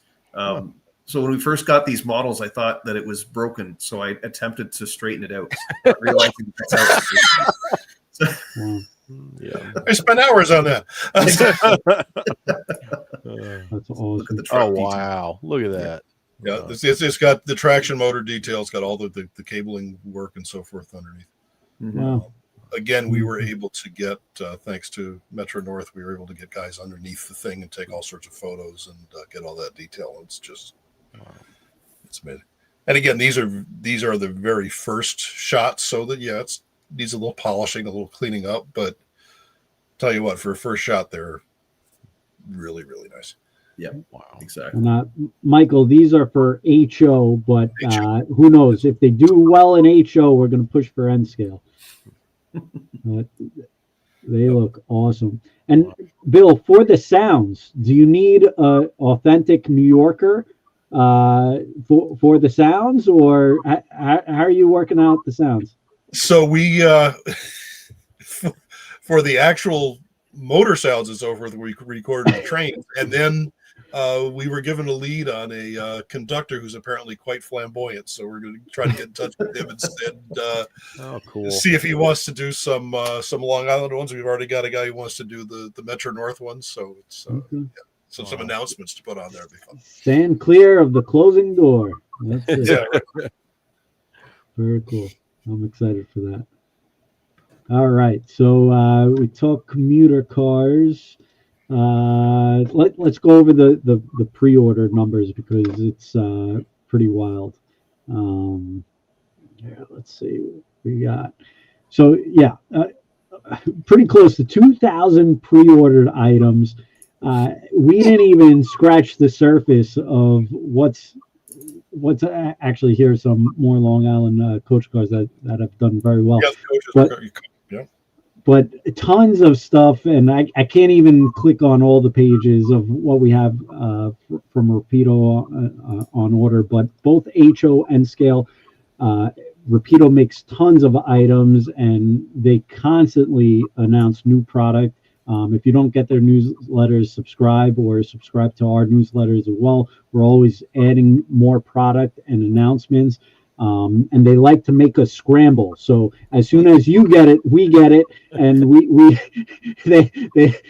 they like to put us into overdrive and work late at night. So we've been listing these. I think today we finished posting everything. So we got pretty much mostly everything listed, but tons of great stuff, and we didn't cover everything, but. Boy, Jordan, you see all the pages go by now, and I know why we're tired at the end of the week. You know? Yeah. Really. Oh, there's the FL9s. Oh yeah, the FL9. Speaking of the FL9s, Bobby has had, I think he's had that sample for a while. I should light a fire under him. He's got a sample of the new version of the FL9. New rebuilds, yes. Yeah, we'll be showing those off very soon. Wow. That Conrail is beautiful, yellow nose. Northeastern cabooses, which I think in the previous 2 months ago you announced as well. Of course, coming with different details and different construction. So, with these have porthole windows on the end and a different underframe, so it's a slightly different group of cars than what we did before. Are you a Penn Central guy, Tony? Yeah, there's really no railroad that I dislike. Ken, you know, Okay. I can be talked into about anything. So yeah, equal opportunity buyer. I used to see Penn Central up on like the TP&W in Peoria, Illinois, as a kid because their power had come through on that. So that was, and I'd see a little Penn Central in the St. Louis area growing up. But yeah. Tony is like our ideal customer here. I think this is. Oh yeah, era, railroad, freight, passenger, steam, diesel. Yes, yeah. The funny thing on Rapido, whenever I'm talking trains with my dad, he always brings up, because the thing that frustrates me when Rapido announces stuff, I think of all of the neat stuff they've done, and there's probably something back there I'd like to see again, but they got so much new stuff coming out. How are they ever going to rerun any of their older tooling? I said, I don't know, but they're always doing stuff, and that FL9 made me think of it as, the FL9's back with some modifications. So yeah. Yep, the Northeastern caboose, the FL9, the Pennsy flat cars. I mean, we do cycle back through stuff as we can, but you're right. There is so much. There's so much. Yeah. Feed it all through. Yeah, the SP caboose. I actually have photos of the first samples. If you want to have a look at them really quickly here, they're really, really nice. Just bear with me a sec. Well, Jordan's still looking for the caboose. Also, more RDCs up. The Metro North scheme is going to be really awesome. I'm excited for that one. Absolutely. The new RDCs have an RDC1, and what's the other one? It seems like there was a short RDC. There's two new body styles coming on. There's the RDC9 coming. That's the other one, yeah. And the SP10, the SP's rebuilt version. That's coming. Sorry to steal your screen here. This is the very first tooling samples of your SP. This is the we're back to the caboose. The C40-3 caboose, C43 caboose. Very, very, very cool. No one's done these in plastic in HO. There's brass models out there years ago, but this is kind of a missing link in the SP caboose roster. No one's ever done these correctly, so this is really cool. And they lasted forever. They built them in it was 1940-41. I believe they lasted till about 86 on the SP, so very, very late. But we'll be talking more about these really soon, and we'll be announcing a deadline probably before the end of the year. So stay tuned for that. Wow. These Greenbrier cars did very well. Coil cars. The coil cars, yeah. So tons of product. I mean, I think I could literally, between news and product reviews, do a 100-page model road news each month that was just Rapido. That's crazy, but it's true. I mean, It's like Rapido model news. yes, it's like yep. There you go. We won't mention it to Jason just yet, Tony. But tons of stuff. I mean, we could keep on going. Oh on. yeah, those SP the economy economy baggage. baggage cars. Yeah, that was a wild announcement just recent. Yeah. Yep. Wow. It's a really cool car. They were built in '62.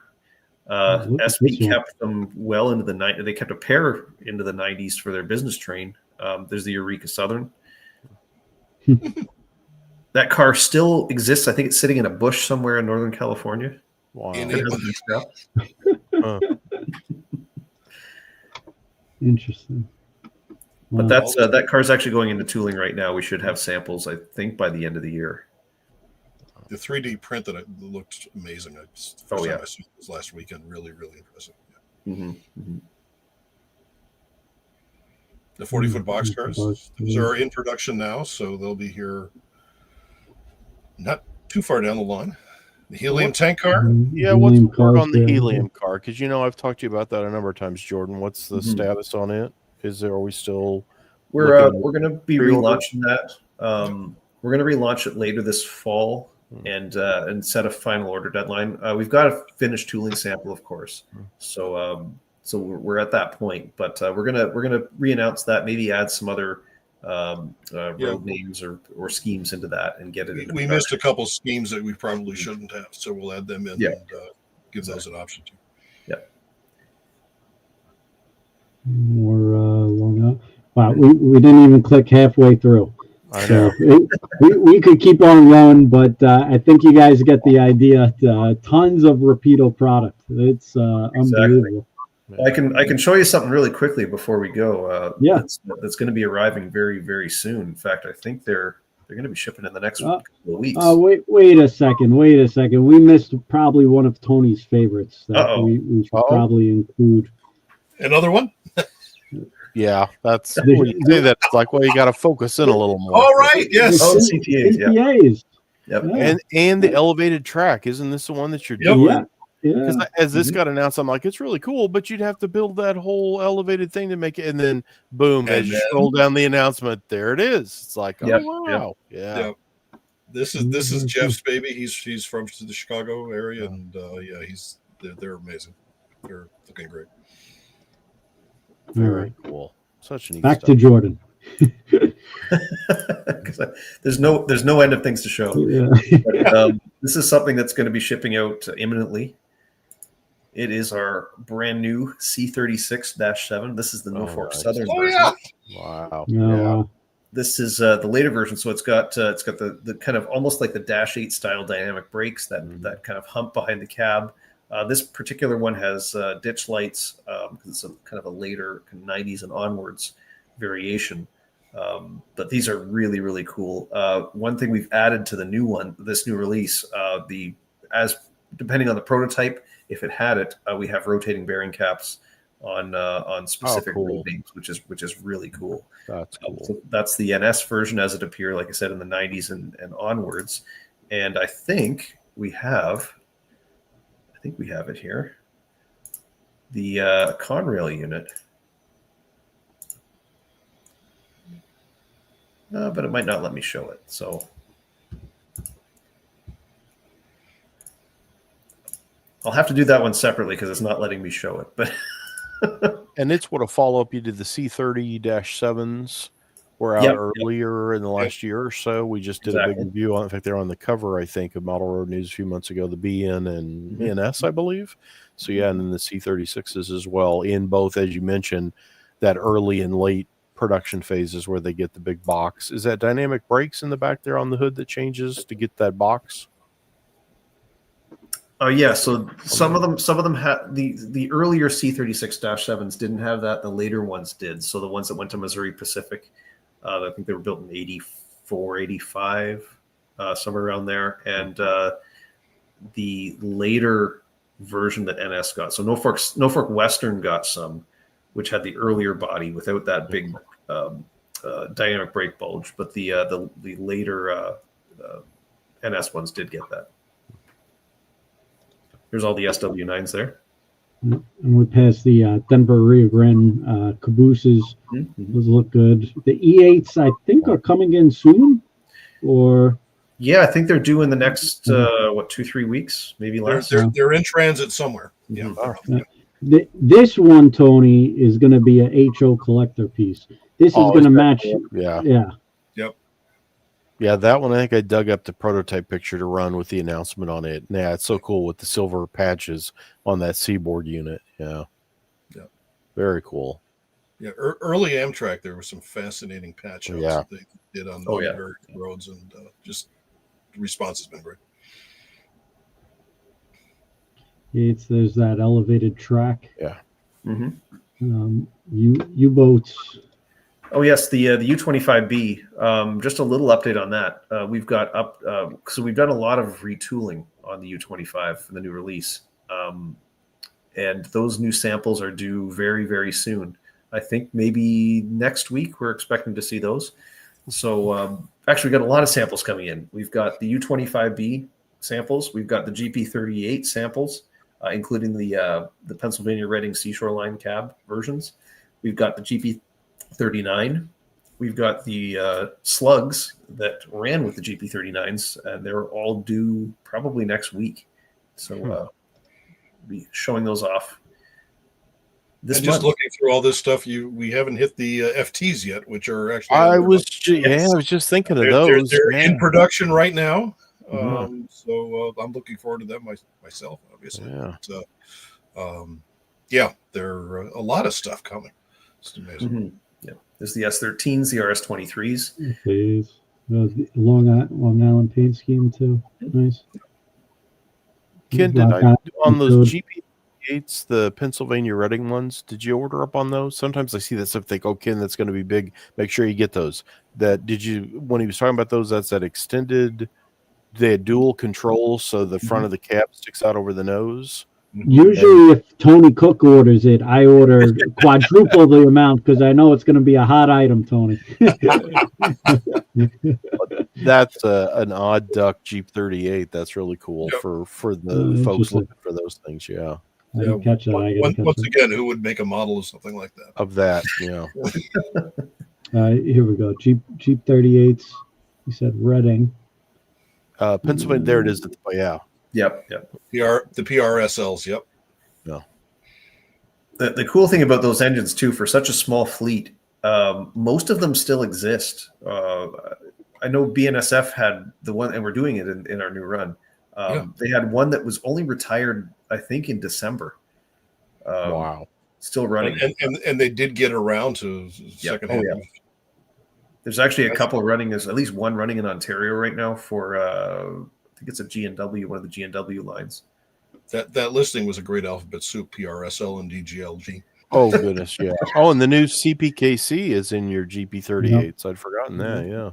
Yep. This should do well for the Amherst show, too. Oh, yeah. Wow. It's unbelievable, the amount of projects you guys got going on. I don't know how you keep track. Interestingly, you saw the main central units there. That's one of our top selling Jeep 38s in the new run. Huh. The blue and gold. Yeah. The harvest gold on the main centrals. But blue and gold is New England Central. Which oh, sorry. Yep.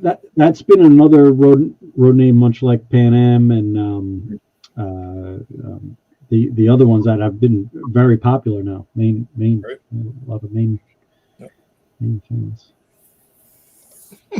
And yeah, here's a picture, Ken, of that odd GP38 in its secondary life.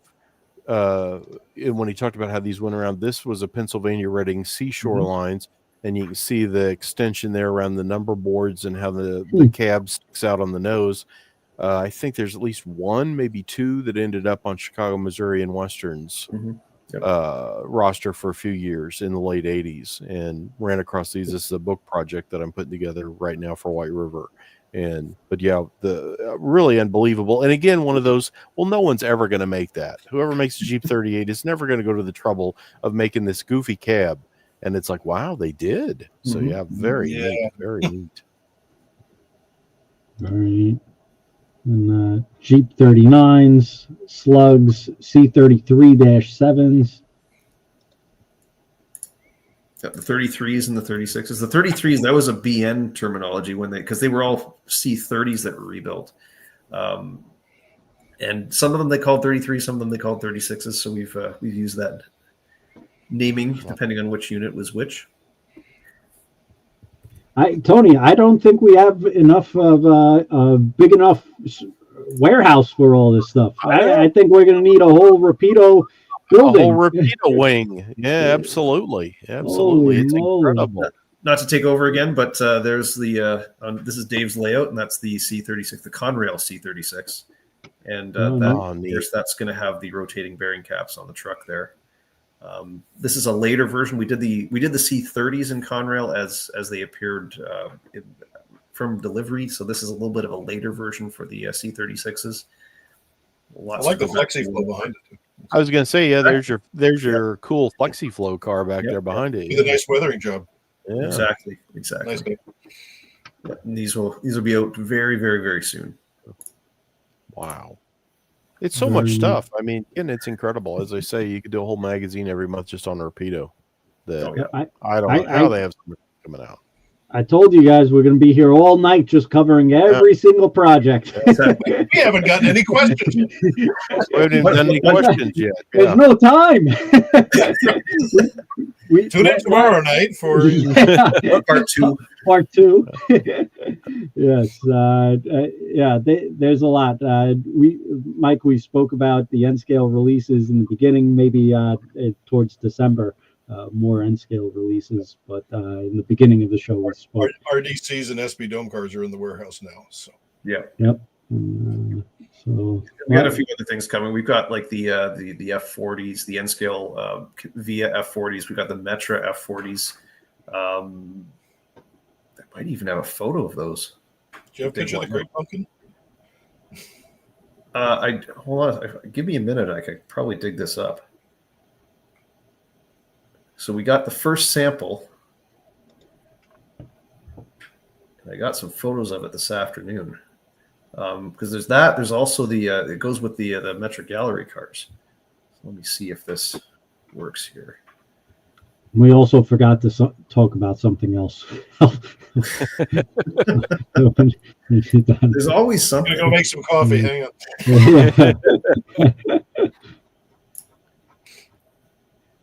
Give me 1 sec. While Jordan's looking for that, we'll talk about the E44s. That was another huge announcement. And, that was so last month. Come on. Yeah, we can't even keep up. But very cool, unique tooling, brand new project, Conrail, Amtrak, Pennsylvania. Yep, these were built for the Pennsy and to modernize their electric operations, and then lasted through Penn Central and Conrail into, I think it was 83, 84. So they were finally, when they shut down the electric. But these will have working pantographs and full lighting and cab lighting and the works. Wow. And they're in tooling now, so we should hopefully see some plastic parts in a few months. Wow. Now, this is the second electric with operating pantographs? Right. The first one was the New Haven EP5. Yeah. EP5's got it. Yep. And this is same basic mechanism. Once we figured out how to do that, might as well do something else with it. Very cool. And there's the FT. FTs. They said those are on the production line now. So hopefully shipping leaving China before the end of November. So with any luck, be here Christmas-ish. Wow. This is always a cool paint scheme. New York, Ontario, Western. Yeah. Yes. Did you find that picture, Jordan? Yeah, bear with me for about 2 seconds here, and I will. I'll pull them up. Don't worry, we still have 500 pages to go through. We got time. We'll come back. All right, good night, guys. Bill is out. Bill is never going to come back on. Gordon, I told you not to talk into these things. Damn, Train World wants to run every single project. Here we go. Oh no, keep going, please. And scale Here we go. This is going to be quite interesting here. Again, if it lets me show it here. But wait, there's more. Oh yeah. Is this the right one? There we go. It's yellow. It's the Great Pumpkin. We don't know why it's yellow, but it's yellow. This is the Metra F40 PHM-2. Not a great high-res photo, but that's it with the N-scale gallery cars. So very creative selection or choice of paint, to say the least. Yeah. The factory, it seems like if they've got something left in there or going in their spray gun, they'll just squirt the next sample with it. What was the SD9 that was kind of purple and black? Yeah, they were like turquoise, seafoam green. So I had to do this today because it just worked out perfectly. But there is the Metra N-scale F40 PHM with a banana. It was not planned. I just happened to have it. So. Wow. These will not be yellow locomotives. They will be painted in the various Metra schemes, and they've got. I mean, just look at you can kind of see it there. This is all separate wire grabs, separate metal handrails. Wow. You've got brass horns. We've actually got a separate fan blade enclosure in there for the dynamics. It's really neat. Obviously, this is a very low res photo, but we're going to have some non-banana photos coming out in the next day or two. Wow. We'll change the color in Photoshop or something. Yeah, precisely. So wow. Tons of product, tons of announcements. It's hard to keep up, guys. It really is. And I'm sure he missed something, I'm sure, and I'm sure Jason will bug him first thing. Why didn't you mention this? Probably his balloon top coaches. Oh, right, there's those two, yes. which are in early production right now. So, but I've mentioned them, so I've done my duty. Number one seller is Cape Cod, but don't tell him that. Oh wow, interesting. Interesting. Very cool. But he'll have them for his layout. That's important. Exactly. Yeah. Everybody will be happy. We also didn't even talk about the Canadian light rail vehicles. I mean, that was totally unique, different. There's so much product that you guys are coming out with and making, and it's amazing because people are ordering it. It doesn't matter the quantity. It's just everybody keeps on going. It's Toronto subways too. Yeah, they're those are coming out. They may actually land at the end of the year, or most likely January. The Toronto subway cars. That's the Gloucesters.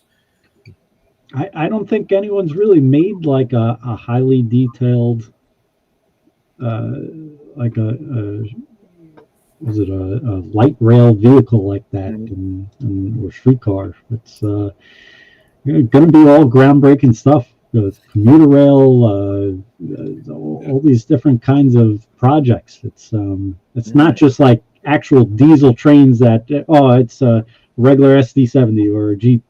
It's all unique stuff. It's totally different. And one of the things I think that's kind of really pleasantly surprised us, and it came off the BART, and honestly, Ken, some of your comments when the BART came out, is how much of an interest there is in transit stuff everywhere. Yeah.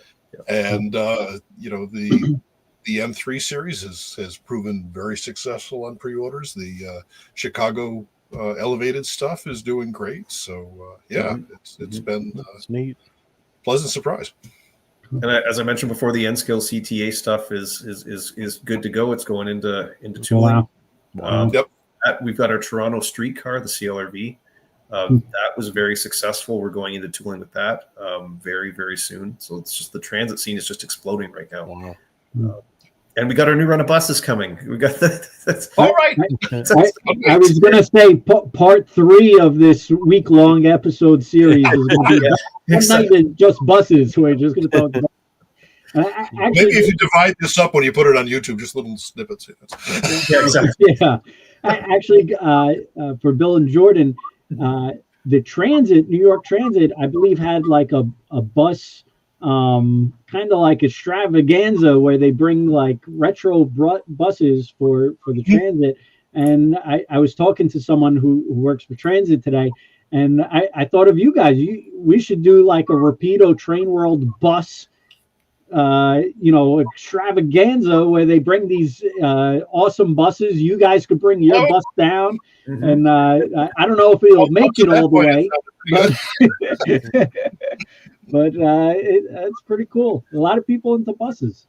Yeah, it's actually a surprisingly strong market. I think this is our 4th run of new look buses now. Wow. Yeah. And it was so big this run. We've actually done essentially 2 different versions, either the Suburbans or the standard transit versions in this release. Crazy, so much stuff. He's still going through. It's just it just never ends. I just want to show one picture and then we could stop wrapping up. but this is awesome. Yeah. I mean this is a great bus, and no matter what, in O scale they MTH does a lot of like NASA stuff, and it sells very well. And even Lionel, they did like the rocket booster set. A lot of people into space. And I think this bus is going to do very well, but you have so many options there. It's like unbelievable. So speaking of buses, one last thing before because it's getting late. It's been 2 hours here. Jason has actually. Anybody still listening? Yeah, we've got a personal message from Jason. He's desperately trying to find a new engine for the bus. This is for the 1029, the Go painted bus. It's got a blown motor. It doesn't run right now. He's desperately trying to find one, and he's willing to pay up. So, if anyone can find an 8V71 GM Detroit diesel, please send us an email. And he doesn't have one in the warehouse to go with the transmissions out. No, we don't have one of them. Unfortunately, what kind of diesel? A GM. That's a Detroit diesel 8V71. 8V71? Yeah. I'll ask the transit guy. Yeah, exactly. You never know. He's offering $1,000 to the person that can. I think I have that right. To anyone that can find him a motor that runs that we can. Well, he is now since you've announced it. Yeah. Exactly. So. You got to tell Jason at this transit event. They do like a best driver contest. Mm-hmm. So I think Jason should be one of the participants. And they actually, 50 participants did it this year, and they do like a obstacle course. So I think it would be fun we could GoPro Jason in the bus, and I could see him doing the course. He would do the course. I think it would be more of a. He'll be entertaining.